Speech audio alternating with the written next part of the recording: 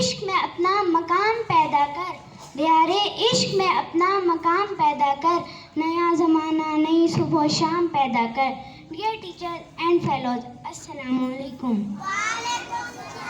آج میری تقریر کا موضوع ہے یوم اقبال، اقبال کا یوم پیدائش۔ یہ کوئی عام دن نہیں، اس دن ایک ایسی انسانیت نے دنیا میں قدم رکھا جس نے کروڑوں انسانوں کو اس وقت خواب غفلت سے بیدار کیا جب وہ گہری نیند میں سو رہے تھے، جس نے غلامی کی زنجیروں میں جکڑے ہوئے مسلمانوں کو آزاد فضا میں جینے کا حوصلہ دیا۔ غلامی میں ناکام آتی ہیں شمشیریں نہ تدبیریں، غلامی میں ناکام آتی ہیں شمشیریں نہ تدبیریں، جو ہو ذوقیں یقین پیدا تو کٹ جاتی ہیں زنجیریں۔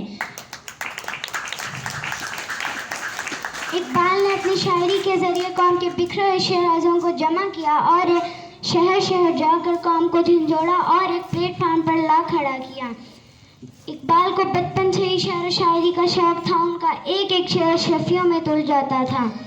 انہوں نے اپنی شاعری میں نوجوانوں کا بھی ذکر کیا۔ اقبال نوجوانوں کو امت مسلمہ کا قیمتی سرمایہ سمجھتے تھے۔ آپ امت مسلمہ کے لیے دعا گو رہے۔ نوجوانوں کو میری آہ سحر دے، نوجوانوں کو میری آہ سحر دے، کہ یہ شاہین بچوں کو بالوں پر دے۔